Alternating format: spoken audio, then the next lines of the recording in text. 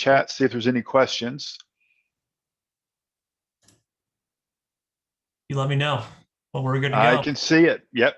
Awesome. Thank you, Ed. Just first and foremost, thank you, everyone, especially taking a little bit of time here at the end of your day. I know everyone would rather be hanging out with their family, playing with their pets, kind of getting away from the desktop here a little bit, but user groups, hanging out with the community. I absolutely love this, once a month, whatever it may be, kind of your cadence meeting. Just greatly appreciate your time, first and foremost. Today, I want to talk to you about just going beyond the desktop, this journey, this self-service tool that we've all used, we've loved, potentially outgrown, really these open source tools, these external tools that now exist. How do they help us build faster, build more, just more rapidly, in combination with the Power BI product itself, where it's still very much focused, getting new users into the program with a very Excel-like experience. So with that, I just want to start with my story here. So like I said, kind of a double intro. Alex Powers, you already know, technical specialist here located in St. Louis, Missouri. Reason why I love calling out just some of the professional stuff, I'm an Excel guy at heart. My journey was through Power Query, Power Pivot, how all of those things opened up the doors for me with Power BI, and then into obviously just Azure products, large scale data, et cetera. Just really love looking at kind of the product through that lens. More of the personal, if you don't know me, if we've not met yet, like I said, through the threads, just cats, professional wrestling, and data. That's my online feed is filled with. But I really love calling this out. Started in a dashboard in a day. Now I'm here. I started, taking the EDX course, attending a dashboard in a day. Those were really kind of my first introductions into Power BI. Kind of those whiz bang, those light bulb moments. Always very curious. For those in attendance, feel free to come up and drop in the chat. Have you attended a dashboard in a day? What was your introduction kind of into the Power BI application? Then I'll pause there. Ed, feel free. I'll let you act as kind of the voice of the room as well. Okay. Yeah, and dashboard today is where I got started as well. So that was the very first serious exposure to Power BI for me 4 or 5 years ago. Does anybody else taking that course? Because if not, you should. Dyad, yep. 32 dyads and counting. Woo, gosh, he's got the limits. I mean, I've probably done 10 or 12, but yeah. Yep. Great. A few more here. Yep. So no additional responses coming in. Like I said, I would highly encourage taking it, even if you are, in the product for a while. There's always something new that you pick up along the way, just in some of the corners that we don't particularly kind of develop in from day to day. So with that, just how it started. I've talked about this dashboard in a day. It's just a one-day hands-on workshop, complete free workshop. Content is updated monthly, to hopefully be in sync with kind of that desktop application available around the world. They've got a little bit of time there if you do have any questions. Oh, Robbie Das is Dyad still around? Yes, of course. I'll drop that in the chat here for you. aka.ms/next Dyad. Just with COVID, they did go virtual. So if anything, there's probably more dyads happening across the world right now. And I just know that it's a very hot ticket. It's very difficult to get into. So if you are interested, just get signed up. But with that dashboard in a day, I talked about it here. You'll probably see it on some of the branding, the marketing. It's this tagline of PowerPoint for data. Rob Colley did, actually it wasn't Rob, it was Casper. He did a really great interview recently with Kim Manis, where this line was brought up. And I think people always like to kind of laugh at it and like, what does this even mean? Just a fun marketing term. But she said, are we PowerPoint for data or are we Photoshop for data? And I was like, oh, wow. It made a lot of sense to me at that moment when I heard her kind of have that distinction. They really want to make it as seamless, as easy as possible. We'll talk about it, obviously, when we get to kind of more of the modeling side, but that auto date time intelligence, why it exists. It's to help those new users getting started. They drag and drop a field onto the canvas. Hierarchy is automatically built for them to drill up, drill down. It's low time to value. So that 5 seconds to sign up, 5 minutes to wow. that we've kind of talked about. With this experience, obviously it's in Power BI desktop, drag drop, clicky clicky, draggy droppy, interactive, immersive, actionable insights as quick as possible. How do you get that time to value? As a developer, you may already be starting to get your hands on the keyboard as well here with Power BI Report Builder. Not as intuitive. I'll just give that disclaimer here. I'm still learning it myself. I've got my black and white book here in the background. Luckily, all of the screenshots are still relevant 15 years later. But I'm just seeing this a lot more. Kind of report builder and kind of this skill set. You can still accomplish a lot kind of through the drag and drop interface, but just be aware if you're looking at, hey, where do I continue to build my muscle memory, in terms of my skill set, desktop, report builder on the Power BI side.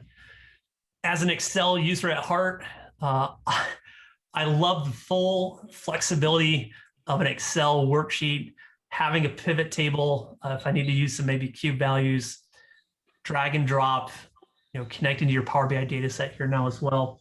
I'll maybe pause here. Does anyone have the Connect to Power BI data set within your Excel application today? I know for some users, it may not be landing until July. Oh, Ed has already got it. Love hearing it. Chewy's got it. Sweet. So how you can find that is within Excel. Just go to Insert, Power BI data set. Don with the frowny face. I know, it's breaking my heart. So with that, it's based on your deployment ring of your office. So with that, you may not see that until July. So just kind of be aware and on the lookout whenever that does land. All right, so I'm telling the story of the dyad. It's where I started. I've dragged, I've dropped. I built my skill set here. I've kind of at that 5-month period. I want to build things more. I've figured out the program. I've done the SQL BI, maybe kind of the Ken Pulls and Miguel as well with some of their Power Query. You're now looking at more of the open semantic modeling aspects here of your data set. Some of the tools that, I'd ask Suresh and Ed, what do you like me to come talk about? Tabular Editor, ALM, DAX Studio, they're like, just talk about all of them. It's like, all right, so today we're going to do kind of a whirlwind experience, 3 different tools here, why they're valuable, why you should potentially learn them. And because this is an investment of your time. You're at a point in Power BI Desktop, the application is slowing you down. You're saying every time I add a new measure, it's taking me 30 seconds, 2 minutes.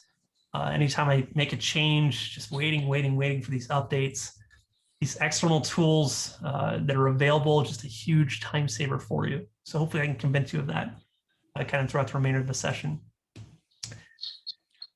It's also this point of your skill set where you're probably no longer building maybe some of the visual aspects. You've really gotten that reputation. It's kind of the Power BI guy, the Power BI girl within your organization. You're the one they come to fix all their DAX problems, tune the queries, just optimize the data set as a whole. So where you should be concentrating your skill set within each tool. Tabular Editor is going to be more around the advanced modeling capabilities, automated scripting. I don't want you to ever write the same pattern twice. So definitely we're going to talk about custom actions there. Best practice analyzer, this is going to be concentrating on more of you have a consultant at your desk, at the click of a button, they can scan your model, tell you all of the potential optimizations that can be done just right there, point and click. And then just those recorded actions with custom. ALM toolkit, more of this multi-developer merging. You're working in combination with a peer, a friend, whoever it may be. They've developed some measures. You develop some measures and some changes. You now want to start merging those together. ALM toolkit will be just an awesome resource for that. And then maybe just a lightweight kind of source control there in terms of local development, and then up with the XML endpoint as we kind of get to that. And then DAX Studio, benchmarks, formatting, builder, kind of the drag and drop, and then also just general server timings. But you've moved on from the clicky, the draggy droppy. You're now more looked at as the enterprise data modeler. I'll pause here. Is anyone maybe currently doing this within your role where you're not doing as much on the visual canvas side? It's a lot around building models for other people. I'll pause there. Drop in the chat. Feel free to come off mute. I'm a very open and love conversation. Or are you just a Jack or Jill of all trades and you're doing it all?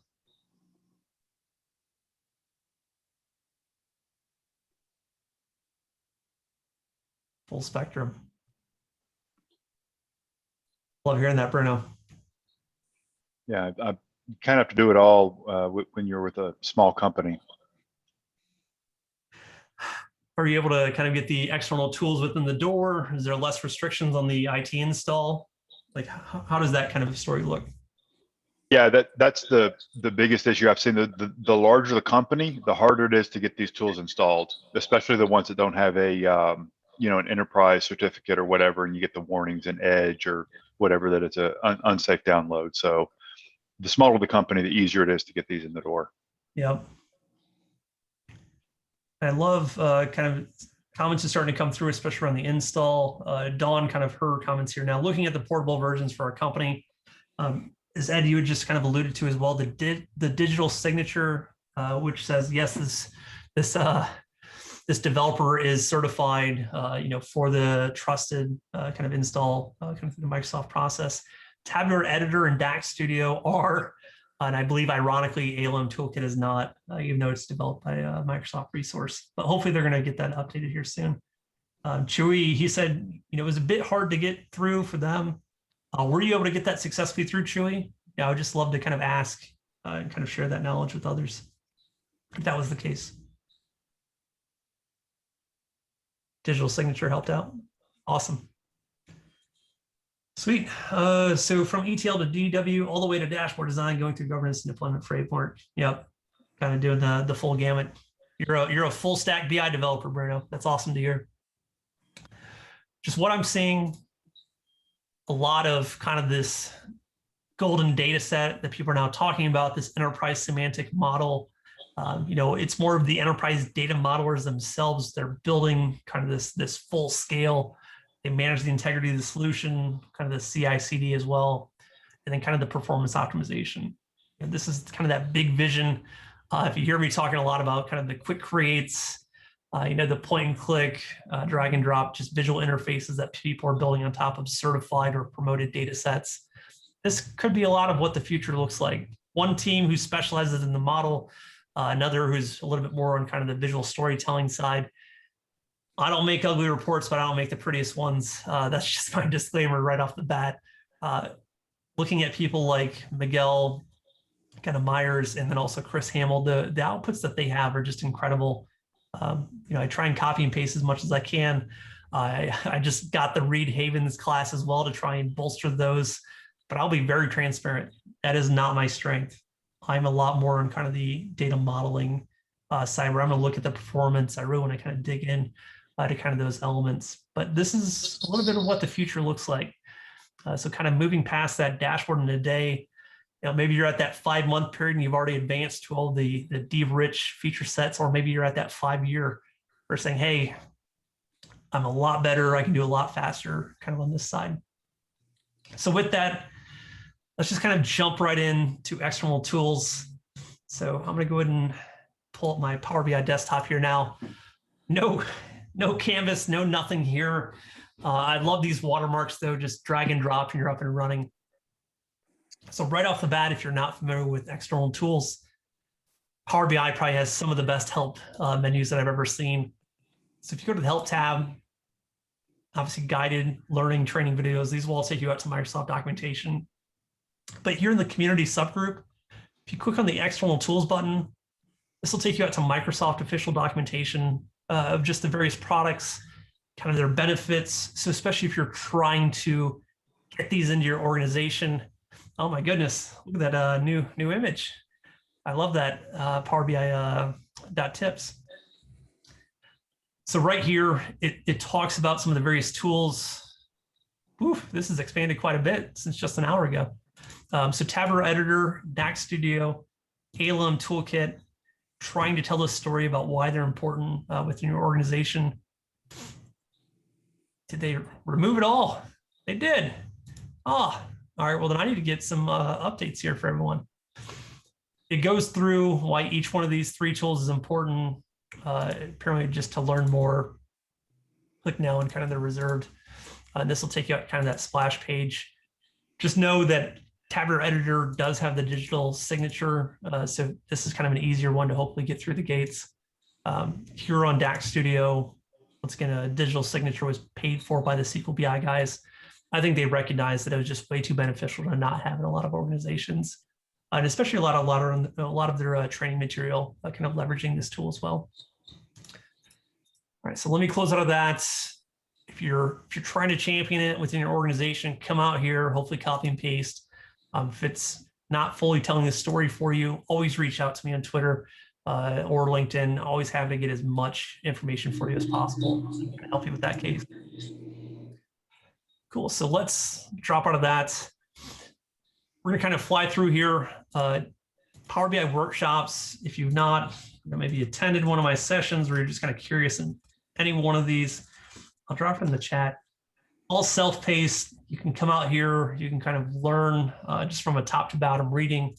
I really want to kind of get in a time-based situation where if you give me 40 minutes of your time, 60 minutes of your time, I've got to make it worth it. So what are the benefits of these tools? How easy it is for you to just get up and running? Just read through any of these, kind of just a great suggestion here. But with this, we're going to dive right in. First thing right off the bat, external tools. You have to have them installed before you'll see these show up on your ribbon. So download, install, open up Power BI Desktop. You should now start seeing some various options. The big 3 we're going to highlight here: ALM Toolkit, DAX Studio, and Tabular Editor. You may notice that there is a Tabular Editor 3 here that is going to be a paid subscription that he's looking at kind of enacting with that version. Tabular Editor, quote unquote, 2 here on the left-hand side, that will remain free and open source. So just if you fall in love with this version today, it's still going to be around as kind of a free, just may not have kind of future updates, but he will continue to do bug fixes. Just all of the kind of the time and attention, enhancements are going to be concentrated on the 3. Cool. So let's do Tabular Editor. We'll jump into this now. And then keep me honest on the time too, kind of as we go here. I know we want to hit all 3. It's giving me a nice little warning. Power BI features is enabled. You can edit. If you try and call up Microsoft, if you've broken something, just know that we unfortunately will not be able to help. So just not currently supported. Ask that it keeps a backup of your file. I haven't seen any just yet that may be broken. I'd be very curious if you have broken one, just let me know in the chat kind of that operation you were performing. We just love to kind of learn a little bit more. But with this, we'll press OK. I now see my model. So I'll kind of collapse this a little bit. So here are my fields. Expand out my tables. Customer, currency, date, product, sales. It's a 1-for-1. All it is it's reading kind of this underlying JSON body that Power BI is kind of sitting on. So I'll do a file save as. Do a quick model here under our downloads. Yes. One moment.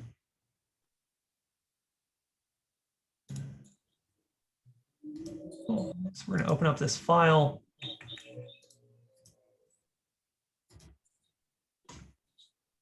Another screen, open VS Code.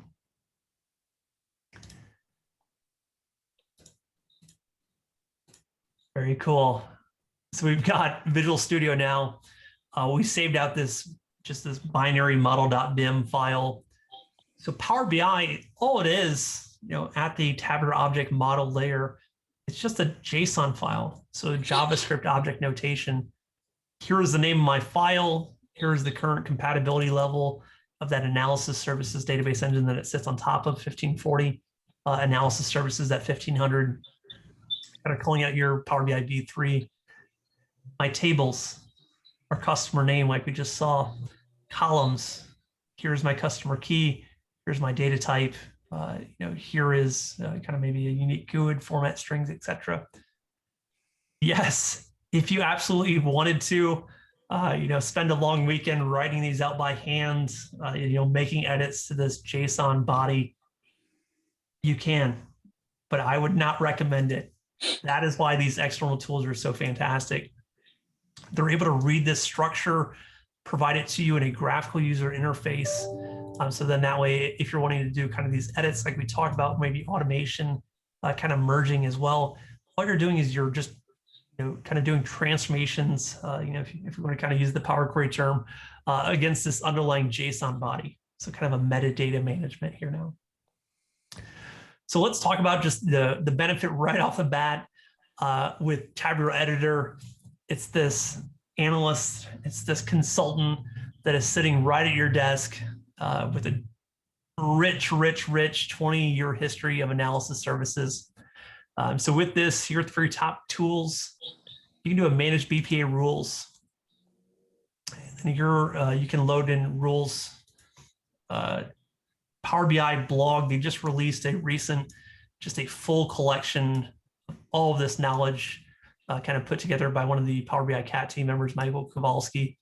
So what these will do is these will go ahead and scan this JSON body, so your data model. It'll say, what was the rule? Did you break it? What is the level of severity? If you accept this, if you don't, kind of doing these changes. So let's press OK now here with this list. And let's see how our model did. So do best practice analyzer F10, and right off the bat, 271 objects in violation of over 26 best practices. Wow. So if you were to ask me to go through this model kind of one by one, what needs to be updated, what's broken, where can we make improvements, that would take me days, months, years. To have this available as a point and click option, I'm trying to place this on a timeline. When would I introduce Tabular Editor to maybe that dashboard in the day crowd, or kind of the draggy droppy? When would I introduce this thing for them? Do they need to wait 5 years? Is this a good one to start introducing today? I wouldn't say it's after the day after dashboard today, but I'm very curious. What are your thoughts if you put this into action? And then let me pause there. Ed, have you been using this best practice analyzer? No, I haven't actually, but I just ran it on a model that I was showing, and I had 0 violations. So I'm awesome, apparently. That is incredible. But no, so that's really handy, because even if you use it for nothing but that, that's going to, I can see it's like I can see the local date table there. So that's probably just saying, hey, just turn off auto date time intelligence. Yeah. So yeah, that's very powerful. And you're right, that is not a 5-year introduction. That's a 6-month, once they get their head around it. Yeah, that's what I'm thinking too. When do we start introducing these other concepts? Because they're still doing a lot, right? We want them to build, somewhat of a muscle memory, even building something incorrectly once or twice. And that way, they hopefully kind of learn in the future. I would just hate for day one to introduce these tools to them, because they would never learn kind of those rough moments. But very curious, has anyone else kind of used the best practice analyzer as of yet? Drop it in the chat. Feel free to come off mute. Like I said, I just love having these conversations.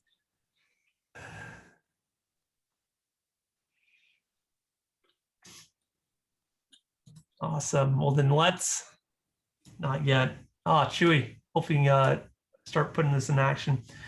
So with this, I love that Ed kind of called out, he had perfection, kind of 0 here within his example. It talks about adding objects kind of with descriptions. I'm going to find a good one here if we don't mind. I'm going to collapse these. It's just the very top. We'll do a collapse all. And then where do we have hide? Hide foreign keys. So if I was to click on this, customer birth date, customer date, first purchase date, calendar year. All right, so it's got some interesting things here. If I hover above this, it gives me a description of what this best practice is. Foreign keys should always be hidden. You know what? I'm right there with you. That is a great recommendation. So with this, I don't know that I agree with all 8 objects, so I'm going to generate a fixed script. Here at the very top, press OK. I have my advanced scripting tab here now. I'm going to scroll in, and we'll talk about just some of this that's been generated. Come on. I saw the little resize. Awesome. So we've got customer, we have dates. Let's kind of expand these now. Model. So I've got my model here, my hierarchy, my tables. Here are my tables. The name of the table, dates, customer, my columns, date, calendar year, month. All right, I'm able to kind of understand and kind of break down this scripting a little bit. Is hidden. I'm not as familiar with that. It seems like it's a property though. So if I was to look here at the dates on the date field, got dates, click on that. There we go. Showing true. Looks like there's a hidden property down here at the very bottom, showing it false. So I've got several of these items that are now scripted out. If I want, I can just go and run this, pressing the F5 or the run script button. And on the left, we'll notice that the fields now turn gray. So if we press run, running the script, left-hand side, they've now been grayed out. So instead of manually going through my data set, applying a hidden property, selecting across multiple tables, I've just run this one simple script and it's done it for me. Jumping over into kind of our Power BI desktop application now, expand out the date table. Let's take a look here and here. What is going on? What is going on? Date. I still see that. What? Well, maybe let's check our customers table then.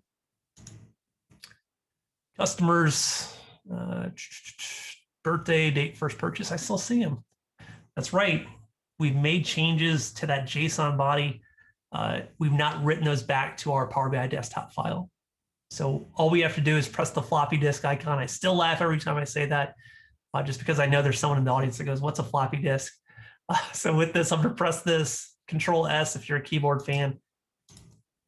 Instantly makes those changes here within our Power BI desktop application, then hid those files. Or, I'm sorry, hid those columns.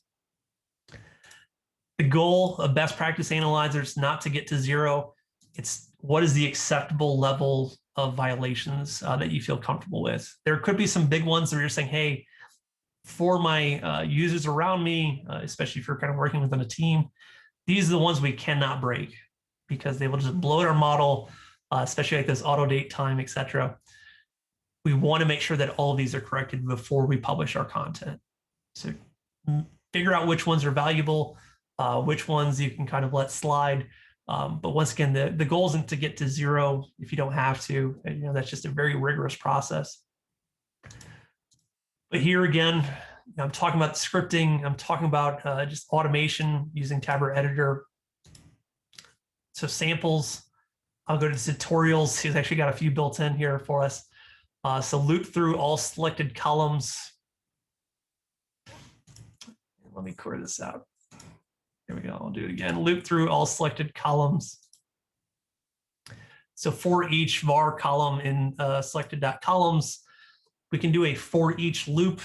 So doing multiple activities all at once. I can think of this in many ways. So if I select a column, I want to write a measure. I want to write some sums, counts, and averages, just my big 3 as I love calling them. Sample, custom actions, the big 3. Add this here now. Here's a full script. And I always say if I have a week and I'm just going to script out the entire DAX patterns website. So for each column that I select, I'm going to write a sum. I'm going to write an average. I'm going to write a count measure here. So let me collapse these two. We're going to find our fact table, sales. We'll do our kind of our measures here now. Let's do unit price, unit cost, net price, unit discount, quantity. Just keep going. I think that should be good. I found this on the web. Oh, thank you. So let's run these. Run script. I stored them in a measurements table. Just like that, 15 measures written in the click of a button. So right here, I'm constantly asked to write the exact same DAX measures over and over and over and over again. Being able to have these scripted out, through a copy and paste method here. I'm just going to drop this in the chat. Hopefully it fits through on Zoom. Very seamless. This is a C# language, and I'll be honest with you, I know nothing about C#. I've got a VBA background from Excel, just able to kind of read through the language like we did in the previous example. For each selected column, go through, kind of iterate through those properties. So like in our example, unit price, property of name, right down here is my name. And then I can start doing, what is the folder I'm going to drop it in. So display folder here at the very top. All of these actions can be scripted out. So let me pause here. Has anyone started exploring custom scripting, kind of using Tableau Editor, using C#? If you've seen this before, love to hear kind of how you've been able to put it into action and kind of save your own time. Let me pause there.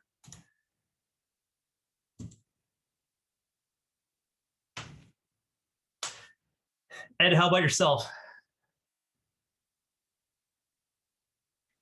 No, I haven't.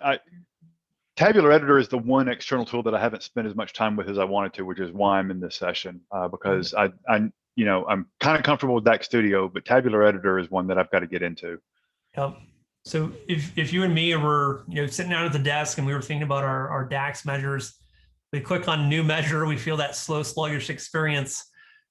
Write our DAX in DAX Studio, we then paste it back over. We create a new measure, new measure, new measure. I mean, we would be there for what, an hour and a half, maybe 2, just to write 10 measures. Oh yeah. I mean, that would be pretty accurate. Definitely. So here in our example, we wrote 15 through a save script, press Control S to save these changes back to our model. Working on it, boom, done. 15 measures in the click of a button. Yep. So this is one where I'm just, how much time are we saving now? Through automated scripting, I'm convincing you to take your time to learn something new. But at the same boat, the internet is just a vast resource of copying and pasting. Daniel Oedeker, he has a lot of these patterns out there. So if I was to jump over, let me find kind of that website real quick. So within Tableau Editor an hour, here at the very bottom, I always love asking you for your time, but I always make sure after you've invested it, where should I point you as well to kind of continue your journey. So useful script snippets, he already has a lot of these done for you. So like time intelligence, here's a full script that he's added for months to date, quarter to date. All I'm going to do is copy. I'm going to paste these now. Up at the very top, a variable, he calls his dates. I call mine dates. So we're kind of in sync right there. His column is called date, mine is date. I'm going to run these over my measures, create time intelligence. Yeah, let's do that now. Boom. Year to date, prior year, year over year, all done. Copied and pasted from the internet. 90 measures. So let me paste this here. Useful script snippets. At the very end, whenever you've successfully started adding these to your arsenal, all you have to do is save as a custom action. So here at the very top, I have this script. It's valuable. I want to keep it. I'm going to create kind of a new one here now. I'm going to say time intelligence. I don't need a tooltip copied from Daniel. And this is going to go over my kind of measures. Yep, there we go. Cool. Press OK. Done. If I need it in the future, samples, custom actions, it's right there for me whenever I need it. You can also obviously use this if you're starting to get into calculation groups. Tableau Editor unlocks those features, or it unlocks kind of the object level security that was also announced recently too. All right, so let me Control Z, just get rid of all of these changes. I have this measurements. I've added these new measures. I'm a little off sync though, in terms of my local development here within my model and what's available kind of up in the Power BI service, because that's being incrementally refreshed every day, or it's just a very large data set. I can't wait hours and hours and hours for it to be refreshed. I just want to add these measures. So it's this underlying JSON, this text that I've now written to. That's all I want to do is just kind of merge those changes. So here are external tools, ALM toolkit. I'm very excited about premium per user, less so, about certain things, but it's more about just the community and the content. People that have not traditionally had access kind of to these skill sets, especially if you have your own domain and you're kind of, maybe purchasing it for your own kind of learning or kind of exploration. Having access to the XMLA endpoint now, so the extensible markup language for analysis, that's the XMLA endpoint. Go to your settings within your workspace, premium. Here's that workspace connection. So all we have to do is do a copy here. So I'm going to connect out to my workspace up in the Power BI service alongside kind of my local development here. So let's get a sign in. Here we go. Choose the right domain the first time. Save myself. Awesome. It worked. It's always nice when you still have the job. So workspace, I'm going to choose my data set, Contoso. What I have up in the service versus what I was doing locally. I don't want to upload. Oh, awesome. Upgrade the target to 1540, like we were just talking about. This is so cool. So the model I had locally was 1520. Power BI is just constantly having those new features being updated, kind of at that higher compatibility level. Yes, let's go ahead and update it. So 1540. Local development, old stale data, up in the service, kind of new updates, new changes. I want to start syncing these. So I just want to deploy these measures that I just automatically deployed within a Tabular editor. So here, just a lot of busy work. I'm not really sure what's going on.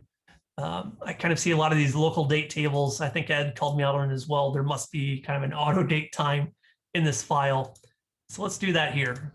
Let's do a file, options and settings. I'll do options. And I love adding this to every demo, just because the more I can get this out in the world, the better, right? So current file, data load, auto date time. We just want to disable this. If we have a file, if you're still newer to Power BI, anytime you have a date or date time field, it's going to automatically create a hidden date table for you. So it's that hierarchy, it's building, kind of the year, quarter, month, etc. So I'm going to disable this at the current file level, but also here within the global settings, data load, auto date time, you can disable it for every new file that you create in the future. Just any past files, you'll have to go through and kind of disable it at that current file level. Press OK, get out of here. I don't want you anymore. All right, they're gone. So let's do a quick compare again. Hopefully we can see these changes. Awesome. So on the left-hand side, I've destroyed those. They're missing in the source. I have actions now. What is it that it specifically wants me to do? I've got some updates. I've got some deletes. So I really want to kind of concentrate here on some of these deletes. So I'm going to get rid of these. So I'm going to select multiple properties. I can see that line by line changes of that JSON body. Once again, I could probably try and do it within VS Code, but I don't know. It could be very difficult here. So let's do, and not duplicate right now. I'm just all over the board. All right. Let's see if I can get the preview. There we go. I could probably go line by line. Line 21, is that the same as line 21 over here? Is line 25, line 25. Painful. Don't do it. Use ALM toolkit for that exact reason. I'm going to skip these updates. So I've chosen multiple properties. Let's do a skip selected objects. So I'm skipping those. My date, I am going to update. I've got some of these other fields here as well, like my measures. I'm going to go ahead and create those new properties now on my data set. So we'll do kind of a full screen here. Creates, updates, skips operations, all of these changes here on the JSON body. So this metadata deployment that I'm now going to create. Going blazing fast. Sorry, I just need to document this. Here at the very top, home, report differences. Click this button, generating a report now. Here's what your model looked like. Here are the changes that are going to kind of take place. So we'll kind of give this a moment. Hopefully it shouldn't take too long. Awesome. Just waking up a little bit. There we go. So a beautiful output here. Here's the source. Here's the target. Here are the changes. And then here as well, here's what has changed kind of between the two files. So if you're looking at just having this kind of historical value, what has changed in our data set, maybe store this out kind of on a OneDrive, SharePoint, et cetera, just where we're kind of doing a version history. Got it documented. I now want to start validating my selections that these are going to be good. If I do kind of this metadata merging, press validate.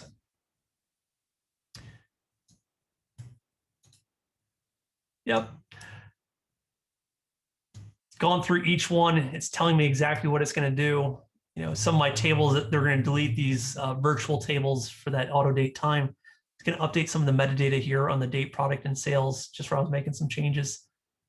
Relationships, looks like just maybe deleting or hiding those. Then measures for the creating.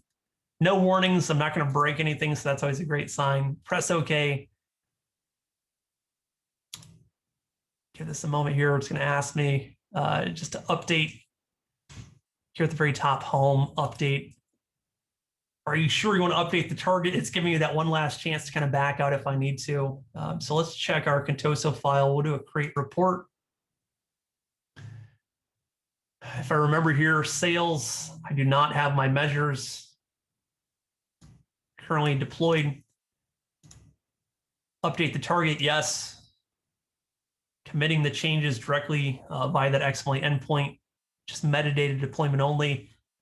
Boom, boom, boom. Instantly, no downtime. Updated that JSON body, refreshing my target. Here in Power BI, once again, I don't see those measures, so a quick Control-Shift-R, do a hard cache refresh of our browser. Sales table, expanded out measurements folder, all of my measures deployed. Click of a button, leveraging the XML endpoint. You're asking, Alex, could I just use Tableau Editor and connect to the XML endpoint and just build those measures directly against my model? Yes, right? File open from DB. I could connect to that XML endpoint. I probably wouldn't recommend that. I would probably say, hey, keep a local file, local PBX file. That way you can do, using the graphical user interface of Power BI. And then really just kind of leveraging ALM toolkit to kind of do those merging for you. That way you have some type of local version history if something does break. Let me pause here. ALM toolkit. Are you currently using it? If you have kind of premium or premium per user, when would you also maybe introduce this to kind of those users? Is this that 5-month mark? Is this maybe at a year? 5-year? I would be very curious. Let me pause there. And Ed, I'm always going to pick on you, sir, if you're using it today. Yeah, this one I'm not using either. And this one seems to be a bit later before somebody would get into this, but I don't know. I'd be curious too, because if you and me were working on a team and I said, hey, can you go kind of tune or build maybe these 5 or 10 measures on kind of a new request? Yeah, I'll create a branch of a PBIX file and I'll just merge it up with a file in the service or maybe merge it locally. There are certain things you can do locally, like merging kind of measures, but there are certain things like with Power Query, where just currently that analysis services database engine on Power BI desktop. You just can't merge those Power Query statements yet. So something to kind of keep an eye on. What order would you suggest for learning the tools? Yes, Dawn. If I was to kind of jump back and, I'm just deep in contemplation here, right? I think that this is the order right here, but this is where I need confirmation, from the attendees today. Is this kind of what you're thinking as well? Hey, I'm willing to kind of maybe invest in Tableau Editor. I think I can do a lot of time saving with that just locally. I don't really have, excellent endpoints, maybe for kind of the premium or premium per user. So ALM Toolkit is maybe just, right out of reach for me. I still think DAX Studio, though, when we get to that, I'm thinking that's at like the 5-month mark. But ALM Toolkit, maybe Ed, I think you hit maybe spot on. That one's just a little bit further out of reach. If we were to put it on that timeline.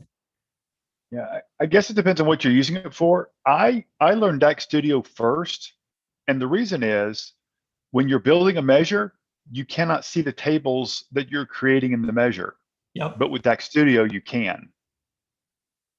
So it helps me build my measures more efficiently. So for me, that was the first tool I started with. Oh, I would agree there. I love DAX Studio, taking the SQL BI mastering kind of DAX class. It wasn't until I could see a table that I finally understood what DAX was doing. Other than that, I was just writing code blindly and trusting that it worked. Yeah, and you just wrap it and calculate and hope it works. I love the comments here from PG. DAX Studio, then Tableau Editor, and then ALM Toolkit. That's awesome. So that's what you're maybe thinking on the timeline is maybe at the 5-month mark would be a good kind of DAX Studio. Tableau Editor, maybe, I don't know, 9 or 12 months. If really, truly, if they're kind of sticking around with Power BI. ALM Toolkit, though, maybe seems like everyone's kind of pointing to maybe like an 18 or 24. Yeah. It's a very interesting conversation, to have multiple tools needed to kind of do a full-scale development. But it gets back to kind of this core message. It is how simple can we make it for new users getting started, kind of that drag and drop, that PowerPoint for data-like experience. So if you're looking for these rich development experiences, if you've already mastered everything within the low to no code GUI interface, external tools is just a must. That's how I feel. Just because I want to do more things, I want to do them faster. I'm kind of the VBA background, so I'm always thinking about how can I program things. And I understand, especially in organizations that are large, where these tool sets are not acceptable, kind of currently within your installation processes. That's why I always want to say, how can I help tell that message, why they're important, the digital signatures that come with them as well. The more I can help you, and the more you can kind of just build, to your heart's content. I don't want the Power BI desktop tool to slow you down. Kind of catching up here on some comments. ALM Toolkit is a powerful tool, but I see it generating greater returns on a more mature development environment. Spot on, Bruno. You should just present the session because you're doing such an excellent job here with the commentary. ALM Toolkit, kind of coming back to the diagram, I would think it's more going to be on a team that's doing the CI/CD processes, where they have kind of a formal process. Maybe it's a separate data set that they do kind of the rigor of the testing against, kind of those performance optimization opportunities, and really kind of taking that feedback from the kind of the user acceptance testing, changing, improving, and then doing those metadata merging with ALM Toolkit. PG, once again, let me kind of catch up here, and then we'll jump into DAX Studio here, hopefully to close out. So I would say scenarios, DAX Studio when you're developing for yourself or just on Power BI desktop. Oh, that's interesting. Tableau Editor when you start publishing a Power BI service and are now concerned about the best practices. Finally, ALM Toolkit when collaborating, working with others on a big BI project. Cool. I like that timeline. So DAX Studio, maybe if it's more of like a personal development, Tableau Editor, really whenever you kind of built that muscle, you're just looking to go fast. And then ALM Toolkit really on those big projects. I gotta get this chat after the fact. Just such great commentary coming through. Awesome. So let me jump back over, kind of talking about a must-have at the very least on everyone's toolbar, if nothing else. The local development experience, PowerPoint for data. Hopefully that's resonating. Hopefully that's making sense for you. Yes, we want to welcome in new users and experience that feels very familiar. It's not as scary, as maybe some of these scripting options or these other tools. It looks like an Excel formula bar. I type something in, hopefully quick measures at some point will get some love, where a lot of DAX measures can just be easily dragged and dropped for them. But that's not you. For today, you're concentrated, you're at that point in time. What else can I do? Helping with the model, helping with the performance. Here again, DAX Studio in our ribbon.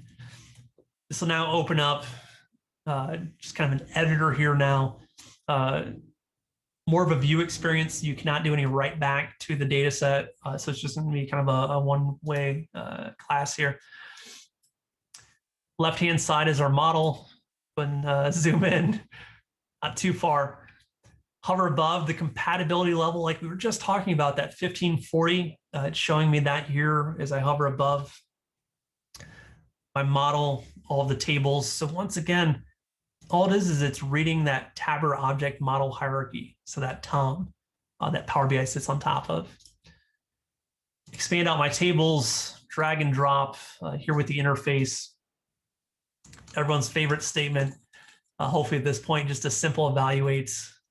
We're going to say, let's just do customer writing a query against our data set. Query started, results. Here's my data. Write some order bys if you absolutely need to. We'll do customer key, just kind of an ascending order. If you're coming from more of a SQL background, know that you have the flexibility to kind of write some of these properties. Customer key, order by ascending. It's great for seeing the actual data, especially as you start doing more of kind of like a filtering. So returns a table that has been filtered. I'm talking about blindly copying people's DAX online, trusting in SQL BI as much as I can. I just can't see it with that simple ribbon that Power BI offers. So what is it that it's actually doing? So you're in this example, we'll say states, customer states is equal to Washington. Close it out, kind of our filtering here now. Formatting query. I guess it thought that was prettier for some reason. Here now I have a large table. I only want to see kind of for Washington. Run this. A couple different options here I always want to pass along. Clear cache, then run. If you're doing a lot of performance testing, you can set this as the default option. So just within file, options, defaults, set clear cache and run as default. This way, as you're doing performance testing against clear or cold or warm cache, you can always make sure that you're doing it against a cold cache. Just good for performance, just those benchmarks there. If you're doing it against warm, you could have a lot of queries run, maybe throwing off your results, but we'll dive into that here in a moment. So within evaluate, order by, run, here's my query. Here's actually seeing the data. I only have Washington results. 2,297 rows. I just want to do a simple count rows of this table. We'll wrap this here now. Add a quick squiggly, curly, wherever you fall in that debate. My goodness, what is going on with the format query? 2,297 rows. I just want to do a count rows, run. Oh, let me get rid of my order by. Run 2,297. I never knew what was happening until I started using DAX Studio, until I could actually see what my filters were doing. So here in this example, once again, 2,297 rows. If I was actually running a DAX measure, more of kind of an evaluates, And then keep me honest here if it looks pretty ugly, but we'll do calculate count rows, and we'll say of our customer table where customer states equals Washington.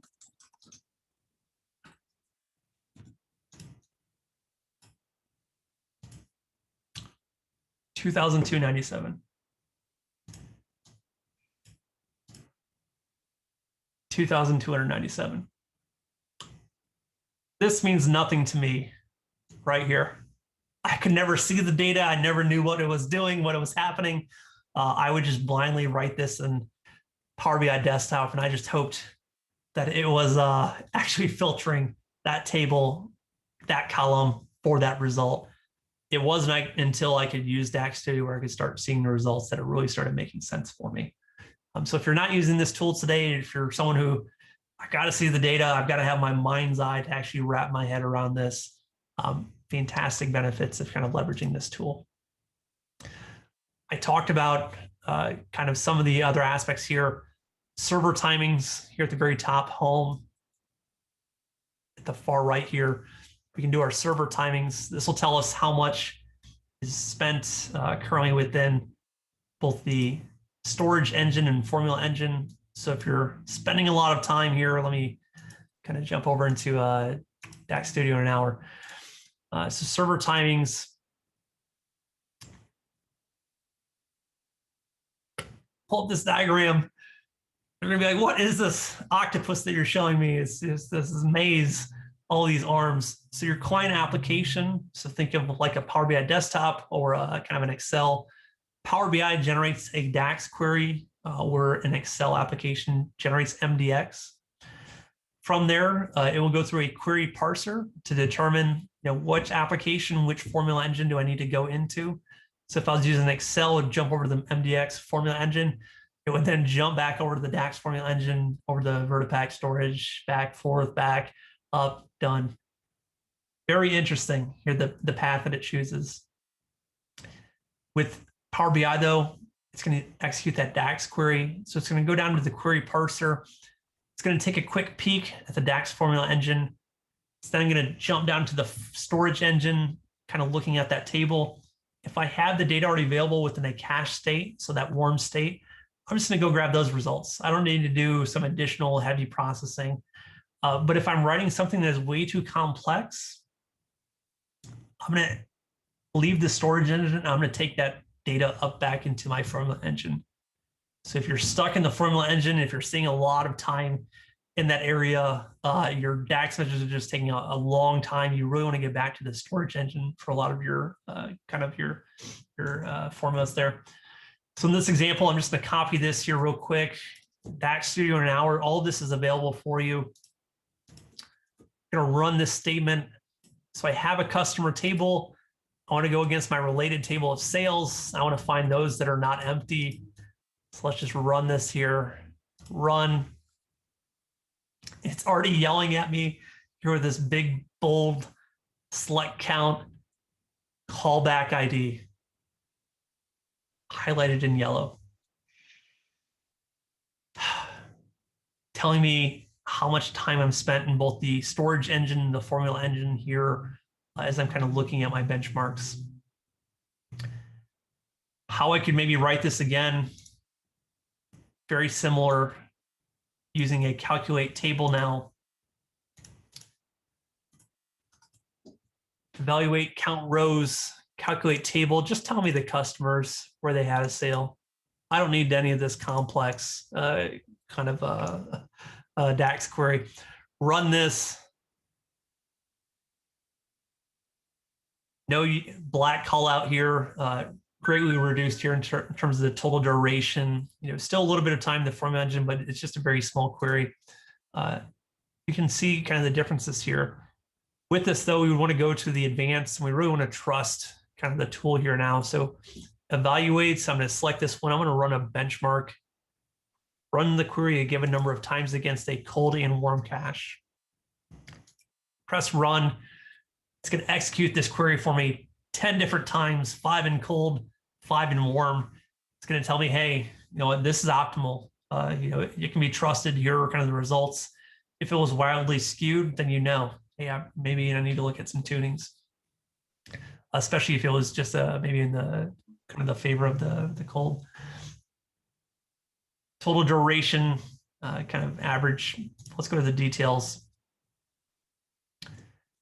13, 11, 11, 15, kind of down here, 14, 9, 8, and 3. Really get down to those kind of 3 milliseconds or less, kind of this operation. Let me pause here. Is anyone currently running or using the run benchmark kind of against your DAX kind of queries? I'd be very curious. Dad, I know you're a big fan of DAX Studio, so I'm always going to pick on you. Yeah, no, I'm not using that.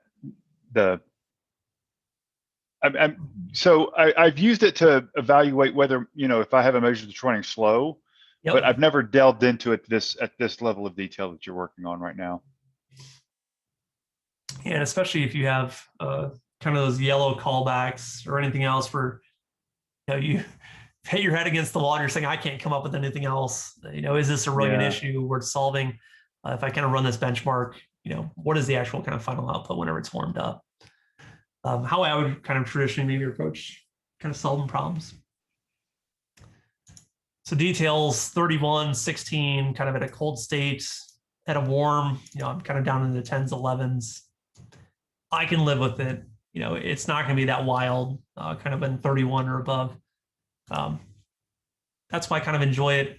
I think it's really cool here in terms of that benchmark. At this point, hopefully everyone is leveraging the view metrics for getting your cardinality kind of details. Where can you make improvements here at the data set level? And then also just the overall summary, total size, total compatibility, 1540. What tables are costing me the most?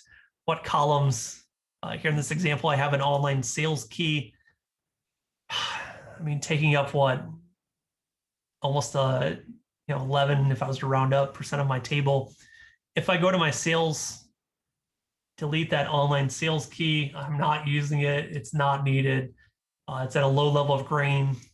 It's not anyone is finding benefit in. Delete it. Get out of here. Summary 14.18. Run my view metrics again. Whatever is completed. View metrics 13.22. So I mean, it's not a lot here in terms of numbers, but almost 1.2 megabytes just off of one column. I mean, that could be huge if we were talking massive data sets. They kind of see those benefits or gains. Any parts of DAX Studio you would want me to hit home on, Ed? I know you're a big fan then.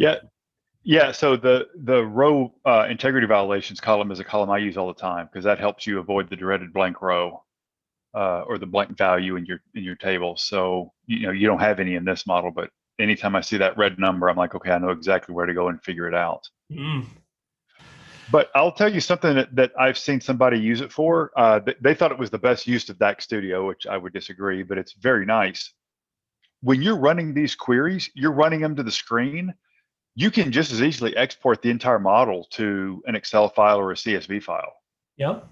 And so there are people that connect it and do that just to get exports, because then they'll pull it into Excel and then do their own side analysis and make sure their numbers make sense. So it's a way to validate your measures. So in this example, what customers had sales? I love seeing this table. I want to pull it out of Power BI, but I know kind of those export limits, 150,000, 30,000, whatever it may be. Run here at the output, choose, hey, I just want to kick it out into a file, CSV or kind of a tab delimited. Press run. I mean, it's a great way to kind of just pull a lot of data down if you really truly needed to. Yeah. I think a lot of people are starting to look at how they can do it kind of through automation using the XML endpoint, because you can execute a query against that and you could really do some wild things. Dangerous things too if you're trying to pull down a large table. And Jay Whiffen really getting home here on documenting the measures. At the very bottom left here are DMVs. So these are dynamic management views. Just go ahead and click down here. TM schema stands for tabular model. MD stands for multidimensional. So really we want to get to our TMs. And spelling correctly helps. So we'll do that here. Here are various columns. Here are various tables, hierarchies, whatever it is that we want to kind of output. I'll choose just kind of tables. All it is, it's that JSON body. So executing that query now and not outputting. Let's do it to the grid. Run. Here are all of the tables in my model. Here are all of the roles. If I have any role level security, which I do not, let's do kind of measures. So if you're asked to document your measures, run the DMV. Don't do anything by hand. Here's your expressions. Add the descriptions. Using tabular editor for that quick development, or you could just script out your descriptions as well. That's always kind of a great benefit. But one I wanted to call out here once again, because we're talking about this connectivity. Let's do connect tabular server connecting out to that XML endpoint. Let me get my prompt. BI champs. Remember my password. Hopefully I still have a job. Awesome. Whew.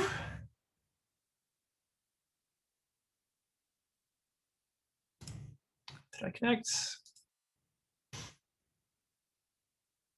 Does not exist. Hold on one second here. I'll try and get it just for kind of the payoff of the Power Query fans.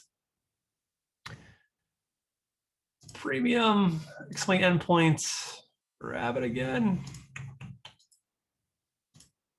We'll try one more time. Oh, I knew it was the same address. Maybe you don't have a job. I know I'm getting worried. They've blocked access. For some of these tools, they're always great, and it's like, if it like blocks you out once, you have to like close it out and reopen. It's like, what's going on? All right, so we'll try the XML endpoint here again. Tabular server, establishing connection. Fingers crossed on my password to access. I have to write it twice. Awesome. So it's making that connection against my data set up in the Power BI service. Here, I can select the various data sets kind of now available. I can run those benchmarks against the actual model. So no longer just my local resources. What is this going to look like actually on the Power BI side? The one I wanted to hit home on is kind of the DMVs, just because I'm a huge fan. Power BI, discover Power BI data sources, run results. That gives you a lot of your data source kind of details here. And then the other one is going to be discover M expressions, just read. Discover M expressions,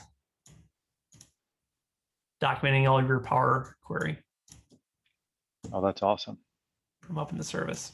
Only available with the XML endpoint, unfortunately. So I wish that this one would work against the data set locally, but hopefully as we see kind of those improvements, hopefully this one will. Woo! All right, so let me pause there. I think we're towards the tail end here. Is that accurate? Just opening up for questions.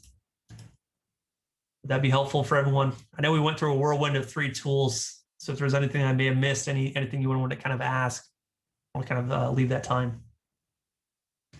Otherwise, I'll just nerd out until you kick me out of here.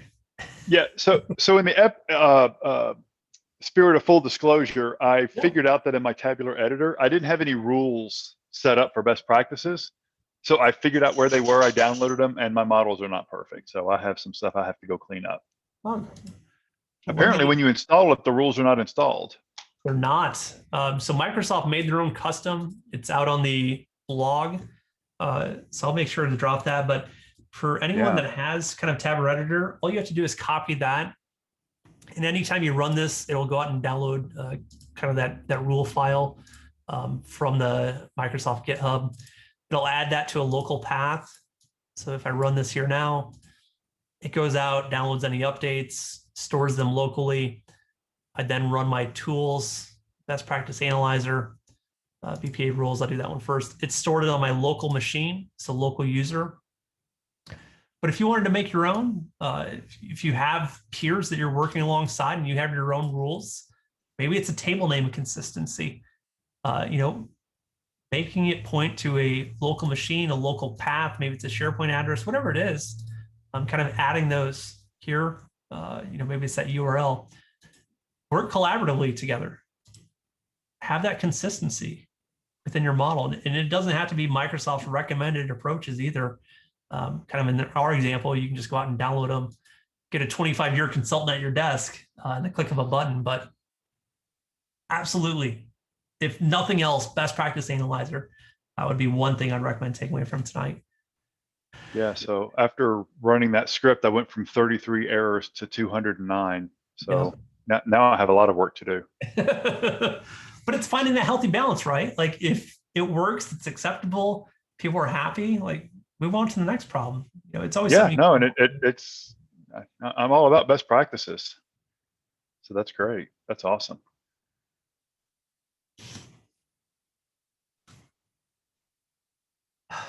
What else? What else is coming up? I'll pause here. Anyone that wants to come off mute as well, feel free. Keep me honest if you want me to go back, revisit a portion, because I know it was just kind of a whirlwind tonight. We really want to hit home on all three. And also think, kind of here as a collective group, when would you introduce these to new users? Maybe for a more experienced user and you are like, hey, I actually see value in that today. Which one kind of jumped out at you? I'd be very curious. Or you can yell at me and say, why do I have to go learn 4 different tools to use one product? What is this whole PowerPoint for data thing? I'm happy to have so many conversations.